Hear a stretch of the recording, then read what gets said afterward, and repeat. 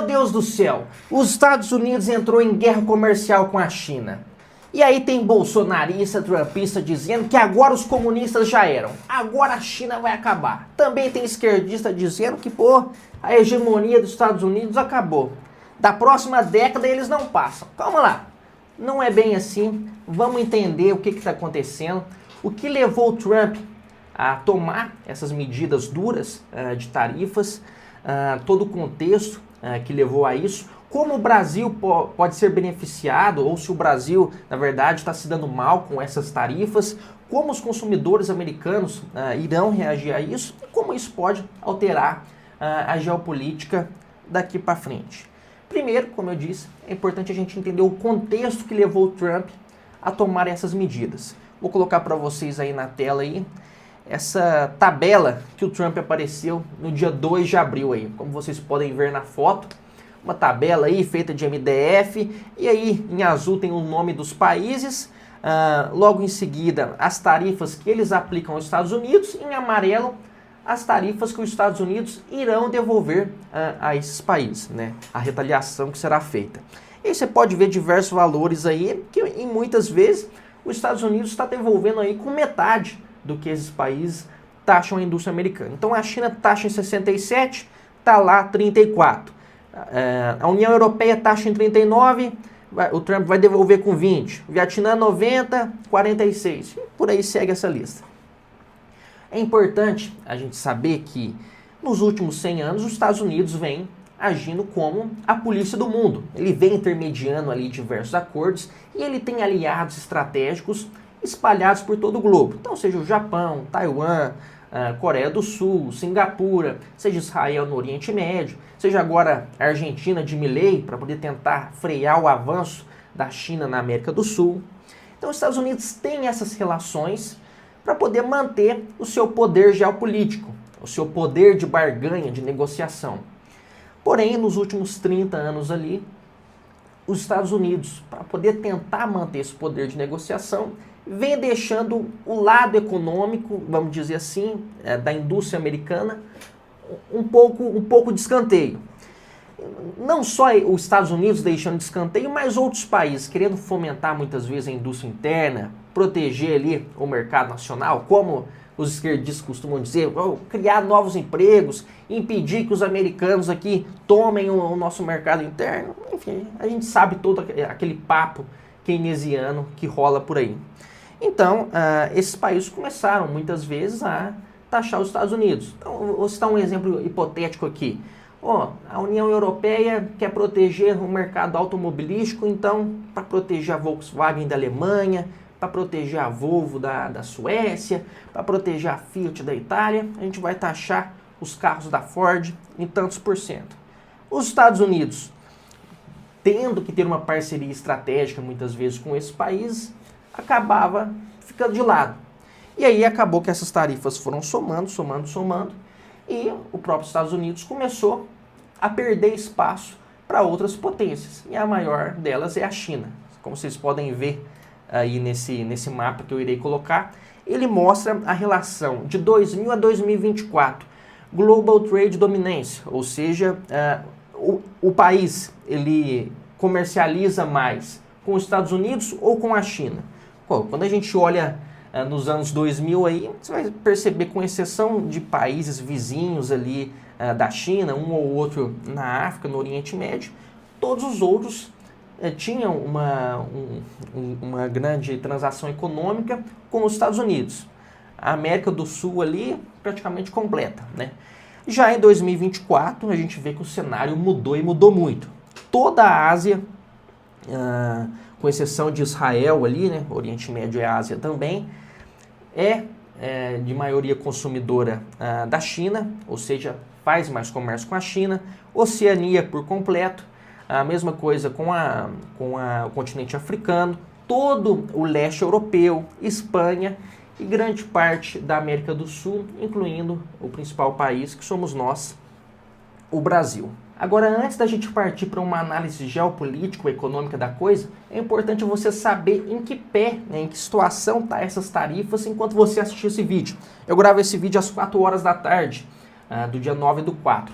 Alguns países enviaram representantes comerciais, ministros, para poderem conversar com os Estados Unidos. Isso por si só já pode ser considerado como uma vitória do Trump, porque tiraram esses países da zona de conforto e levaram eles à mesa de negociação. Mas um país em específico, a China, não quis aguentar isso aí calado e resolveu retaliar os Estados Unidos. E aí os Estados Unidos acabou retaliando de novo. E acaba pipocando diversas matérias aí na internet, as pessoas acabam não entendendo. Então vamos ler essa matéria aqui do G1, que explica exatamente a situação das tarifas dos Estados Unidos com a China. E depois a gente vai ler outra matéria, porque o Trump acabou voltando atrás em algumas coisas. Especificamente para outros países. Para a China não, para a China ele acabou elevando. Vamos aqui no G1 primeiro. No início de fevereiro, os Estados Unidos aplicaram uma taxa extra de 10% sobre as importações vindas da China, que se somou à tarifa de 10% que já era cobrada do país. 10 com mais 10 acabou virando 20. Na quarta-feira da semana passada, que foi quando Trump apareceu com aquela tabelona, dia 2 de abril, Trump anunciou seu plano de tarifas recíprocas, que incluía uma taxa extra de 34% à China. 34% mais 20, 54%.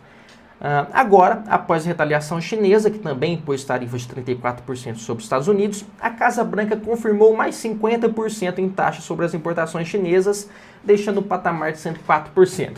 Traduzindo aqui, Trump foi lá, meteu 54%. China foi, Xi Jinping devolveu com 34%.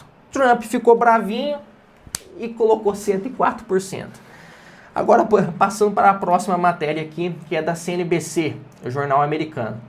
O Trump viu que muitas pessoas estavam rejeitando as tarifas, os mercados estavam caindo ao redor do mundo, seja S&P 500, Dow Jones, que são bolsas americanas, seja bolsas asiáticas, como Coreia do Sul, Singapura, Japão. E viu que aquilo ali, de fato, poderia causar algum transtorno para os Estados Unidos. Mas antes da gente entrar nessa análise de fato, ele viu que muitos países, como eu disse, saíram da zona de conforto e toparam negociar.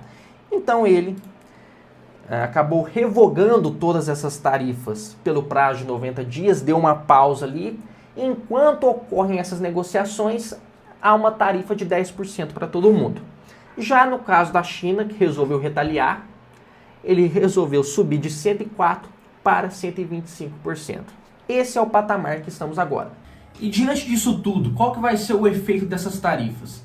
Primeira coisa, é que o Trump, com todo esse transtorno aí, ele está colocando décadas de diplomacia americana em xeque.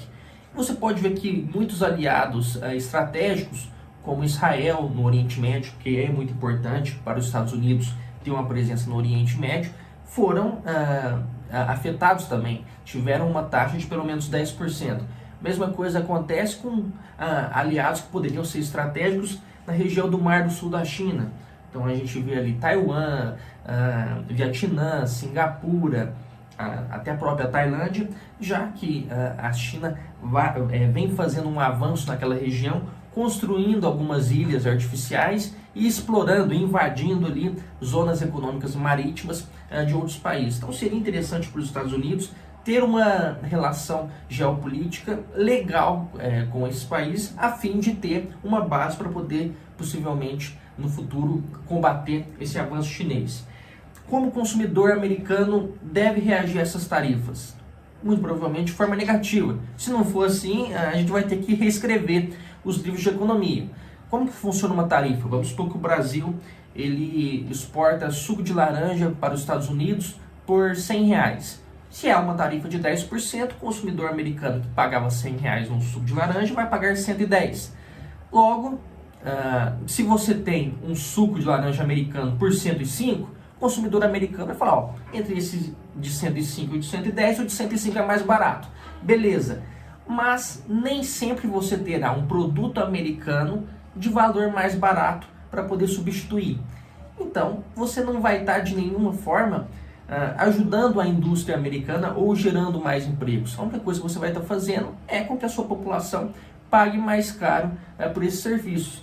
E aqui eu dei um exemplo mais didático do suco de laranja, mas muitos produtos eles não são negociados diretamente no mercado. São produtos que são insumos, que são matéria-prima para a confecção de outros produtos, como por exemplo o aço, que vem da Gerdau, que o Brasil exporta muito também. E aí a gente pode ter vários microchips que são feitos em Taiwan, que podem servir de base ali para Intel, pode servir de base para Nvidia, para Microsoft.